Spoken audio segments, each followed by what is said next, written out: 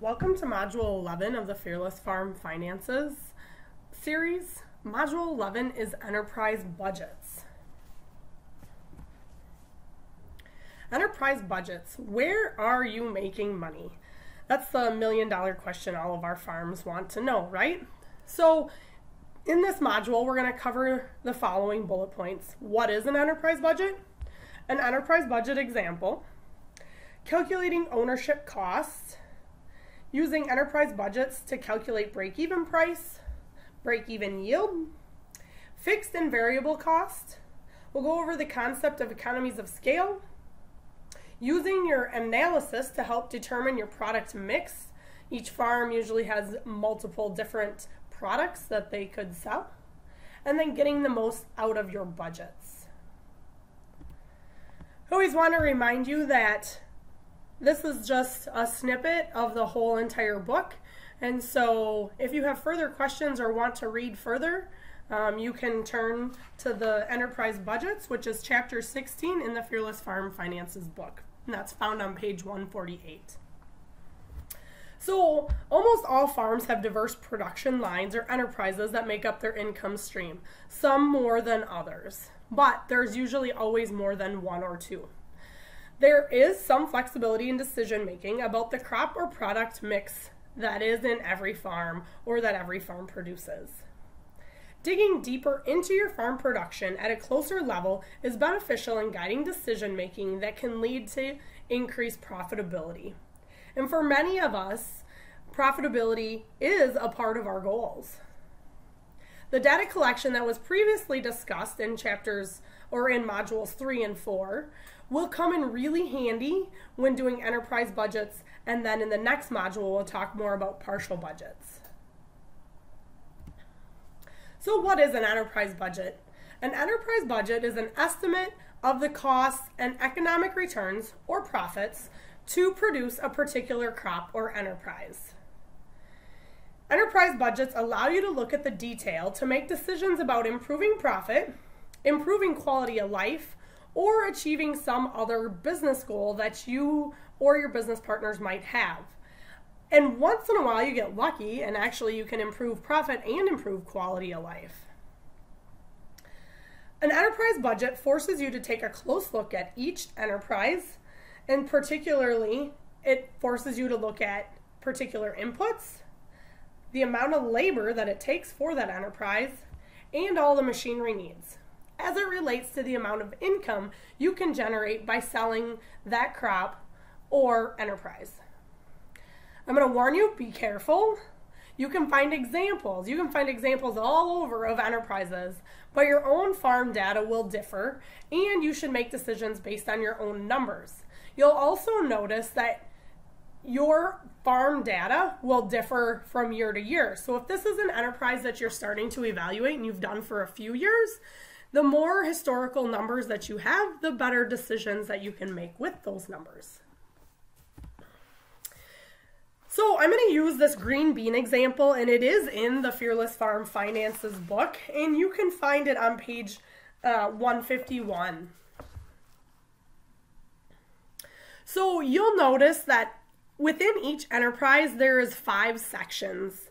The top section is the total dollars of the product sold or receipts. So products sold could be vegetables, live animals, crops, anything, your products and goods sold. 2, the second part of an enterprise budget is the cost of planting and growing the crop or animal. 3rd, harvesting costs. And for our livestock enterprises, those would be butchering costs. 4, cost of ownership, and you'll see that that's broken down into an annual cost. And we'll go into a little bit more detail of all of these. And last is the total cost. Here's an example of a beef enterprise. So there again, 1 is your revenue. 2 are all your costs or variable costs.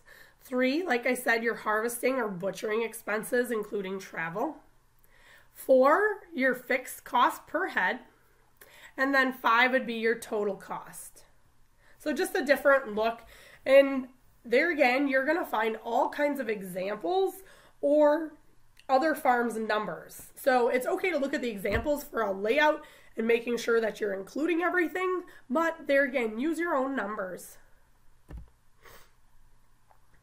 All right, so calculating ownership costs. There are several ways that you can allocate ownership costs, but whatever method that you use to value your ownership, use the same technique and assumptions in all of your enterprise budgets so that you're accurately comparing them. We don't want to skew the numbers and make one enterprise look worse or better than it may actually be. So in the green bean example, the land cost is its current cash rental equivalent of 160 acres. Now there is a little side note in the book, and I think this is an important point to point out, that you can figure cash rental equivalents. So if you use 3%, which is what got used in this particular example, 3% of the going rate of land, so you would take the average land value then would be, for this particular area, $5,330 per acre. So there's ways to figure it, or it truly is what you're paying for land rent. You could take your actual land costs, which would also include your interest expense from just the land loan, your property taxes, any improvements that you've put into it, from all of your financial statements, and allocate those costs to the budget by dividing the total cost by the acreage used for the specific crop. And in this example, it was the green beans. So machinery ownership costs can be broken down into two categories: variable costs plus fixed costs. Your variable costs are repairs, fuel, maintenance, anything that's going to change with the amount of use. Your fixed costs, insurance, storage, those are usually the two common ones we see on machinery, and those are not going to change no matter how much you use them. Those things you pay, and you're going to pay whether you use it an hour or 100 hours. You will allocate the total machinery cost per measurement of unit. So what that means is, in the green bean example, we took the value of machinery at what it would cost to replace it. So that particular tractor, what could we buy one that would take to replace it within reason? Don't be too low and don't be too high. So on that per measurement unit, you'll notice that on the bottom it's per bed is the unit of measurement that we're measuring this green bean example by. So the irrigation system in the green beans is assumed to need to be replaced every 3 years for a total investment of $240. So for that machinery ownership cost, you're going to take the $240 divided by 70 beds, that's how many beds there are, divided by the 3 years, because it'll need to be replaced every 3 years. So we'll allocate $1.14 per bed per year. So when you're looking at the green bean enterprise, that will be the number we use for the machinery ownership cost. How to calculate break-even price. So the break-even price is the price at which your expenses are being met, but nothing above that. So there's no profit. This is the base price that you must add planned profit to set your final sales price. Include labor along with the rest of the production costs in the break-even calculation. For a lot of these, labor is a huge piece of it, and if we don't include it, you're losing out, and you're actually not allocating enough to that particular enterprise. Take total cost of production divided by the total amount of product harvested, in this case, green beans. You can calculate the entire volume or weight or by a specific unit, such as per bed. It just depends on how you're looking at these enterprises. Green beans. So the total cost of producing the green beans was $256.42 to produce 120 pounds of green beans. So for our total cost of production, we take the $256.42, divided by the 120 pounds, gives us our break-even price of $2.14 per pound.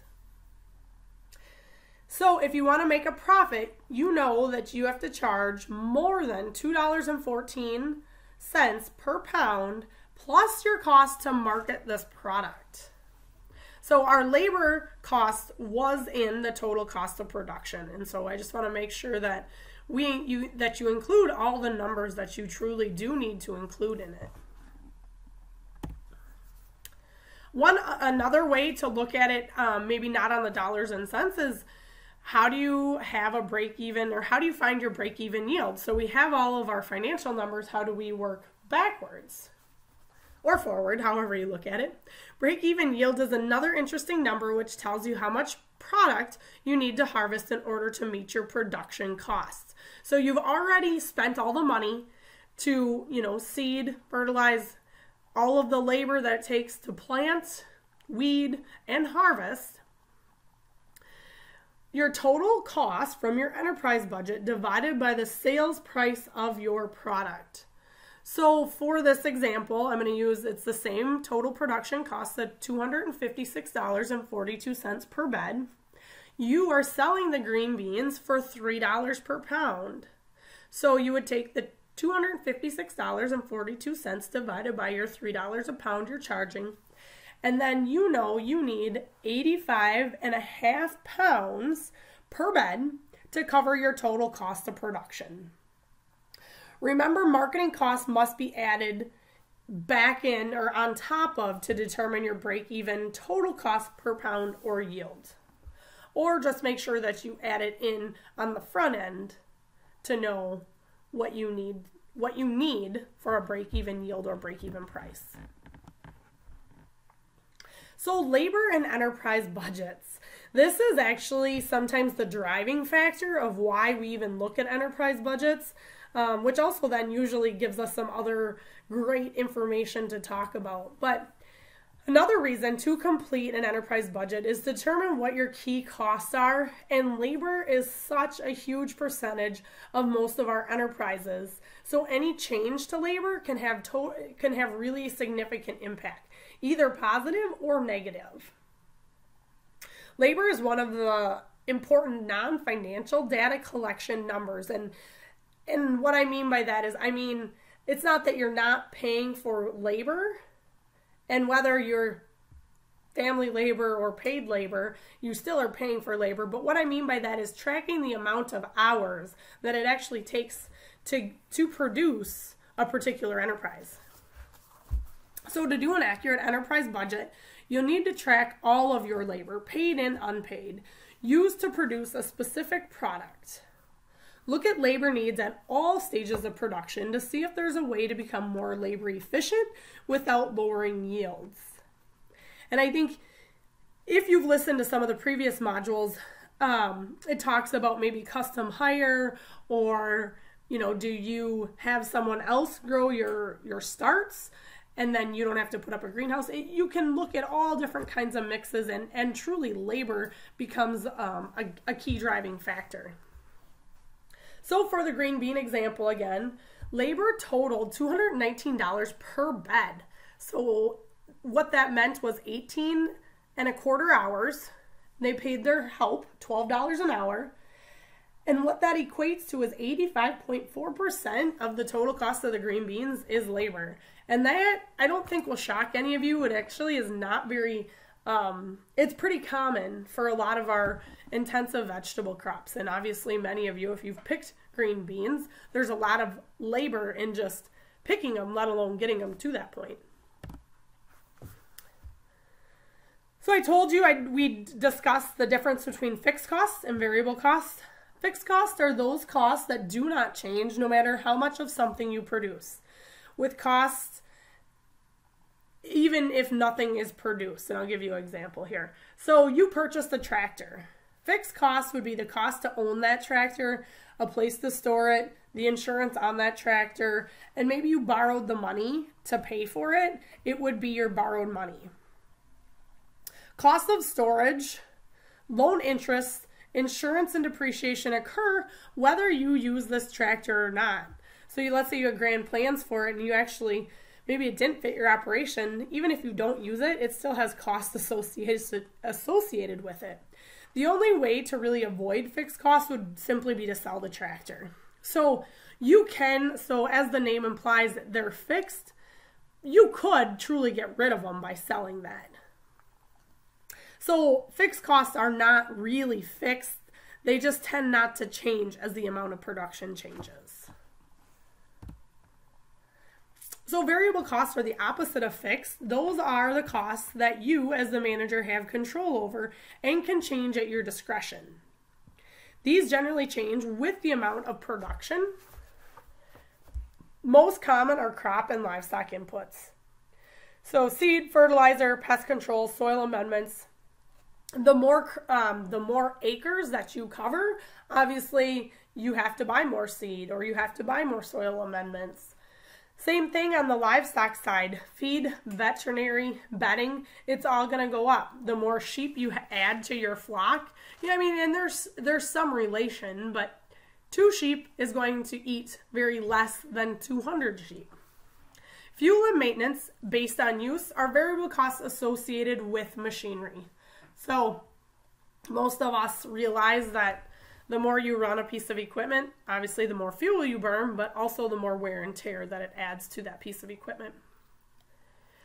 When your prices do not cover your variable costs, a decision needs to be made very quickly. Can prices be increased? Can production be altered? And if you say no to both of those, you need to stop growing the current product and choose something else that can contribute to profit on your farm. Unless you're truly going to say, I'm willing to lose money on this, and then at that point it probably does become a hobby. This gets tough, so this last, can prices be increased, can production be altered? Right now we're at a tough place in the dairy industry, and it doesn't matter what market you're in. Dairy isn't one that you can jump in and out of, but when prices do not cover variable costs, and this is happening all through the United States right now. So you'll notice that people are really starting to make decisions about production and what they can and can't do to control those variable costs. All right, so back to our green beans. Fixed and variable costs. So the fixed cost of production and marketing for this given example was 40 cents a pound. The variable costs are $3.10 a pound. Now you sold your average selling price for your green beans was $2.75 per pound. So if you do the math quick, you actually lost 75 cents per pound. So it was the $2.75 that you sold them minus the $3.10, which was your variable cost, plus your 40 cents of fixed cost. So $3.10 plus $3.40 is $3.50. $2.75 minus $3.50 is you're losing 75 cents. So actually, by not producing any green beans, you would have only lost 40 cents versus the 75 cents. So in this case, with a really low market price, you're losing more money by growing and selling the green beans than not growing them at all. Now you might laugh because you think, well, this example it's clear. Why would anybody do it? But until you really sit down and start figuring your numbers, this actually happens more often than you think, and it can be quite a surprise on farms that you actually don't think that they're doing, a certain enterprise is doing all that bad until you start allocating expenses and looking at your numbers. So alternatively, assume that you were selling them for $3.30 a pound. You would cover all of your variable costs and only half of your fixed cost. So $3.30 minus $3.10 equals 20 cents, which you could allocate towards covering the 40 cents per pound of fixed cost. So that's better than losing 75 cents, but you're still not really breaking even. So this would work only in the short term until your fixed assets need to be replaced. And then you're going to have to find that money from a different pot. Now, if you borrow money, that could potentially put you in a riskier position. So these enterprise budgets can be really super useful tools, and I do encourage people to do them, especially when you have time in the downtime, so not in your growing season. So the concept of economies of scale. Sometimes this concept gets a bad rap, but it's not truly the concept itself that's a bad thing. So I just want people to understand what it is. Total fixed cost versus total variable cost. So you're just trying to match the size and scale with the enterprise. So review assets or overhead purchase in chapter 14 in this book, and that will help you a little bit understand some of those pieces that go under the fixed cost. Another concept of this is labor efficiencies. So just going to quick give you an example. What if you are doing a chicken enterprise and you do 125 chickens in, let's say, May and June, and then you do another group in July and August? Or you're running 2 different groups simultaneously side by side. What happens to that if you combine all of them, 250 chickens in one group? Maybe they need more space, but do you save on labor? Does it take you that much longer if you were actually to combine the groups? And there might be other production reasons not to do this, but when you're looking at enterprise budgets and the concept of economies of scale, where do some of these things fall, and what does the labor you're already paying for, what could it continue to do with not much more effort? So decisions from the enterprise budgets can change production practices that reduce costs without lowering yields, or actually increase yields more than the corresponding costs, so that increase profit. So maybe it frees up that person. Let's say you decide to do these 250 chickens in one group, and then all of a sudden in August and September, when they'd normally be spending an hour or 2 on the chickens, maybe they need then to go to the other crops that you were already short labor in, or you didn't get to in a timely manner. So looking at some of those concepts of economy of scale, can you scale something up and you still have the same amount of labor, but yet you can do something twice as much or have twice the number to sell? So using your analysis to help determine your product mix. Enterprise budgets allow you to compare profit and labor use among your various enterprises you produce, helping you know where to concentrate your efforts. Some of you have a pretty good gut feel of this, but I would still encourage you to put numbers to it. Make sure you use your own farm numbers once you have them to help make your decisions. So some of you that are listening to these and you don't have your farm numbers, or maybe you don't have your farm numbers on a specific enterprise you're really interested in, look at a few other farm enterprise numbers and then figure out how that's going to mesh with your farm numbers, because you still have some fixed costs. So don't use the other farm's fixed costs on your enterprise budgets. Use your own numbers as much as you can. Do you consider land or labor as the most limiting resource? For a lot of us, those things are limiting or could be limiting. If you feel land is limiting, then select enterprises with the highest return per acre or per bed. If labor is more limiting for your farm, pick the enterprises that return the most profit per hour. Enterprise budgets can be developed for any production stream. So one of the most common questions I get is getting the most out of your budgets is, how do you expect me to develop 30 or more enterprise budgets? And this is primarily on the farms I work with that run a lot of different vegetables, right? So start with 2 or 3 crops that have the biggest impact on your farm and particularly farm profit. So for some of you, I'm just going to pick a crop. I always think potatoes. Potatoes on some of my farms are a big wholesale crop, lots of income coming in. Pick the 2 or 3 crops for your particular farm. This can be helpful to inform changes to production practices your prices or your product mix to increase operating profit margin. So kind of going back to the, is labor limiting, is land limiting? How do you mix? What is the best mix for the resources that you are given on your farm? How do you develop an enterprise budget for a crop or product that you never raised or grown? That's a common question. Do you have a neighbor or friend with a similar operation that keeps really good production records? And then the big key to that is labor records that you could go to probably in the slower time of the year when you're doing all your planning and have them pull out their numbers, and that you two can sit down and look at those. Local extension agents, farm business instructors, university production experts, mull around on all those websites. You're going to find there's a lot of enterprise budgets out there, or like I said, the framework for them.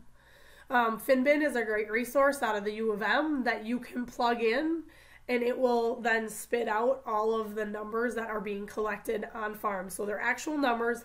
Like I said, it gives you maybe a roadmap with, the shoulders of the road identified, but you still have to pick your farm numbers, or the numbers that are going to be closest to your farm when doing these enterprise budgets.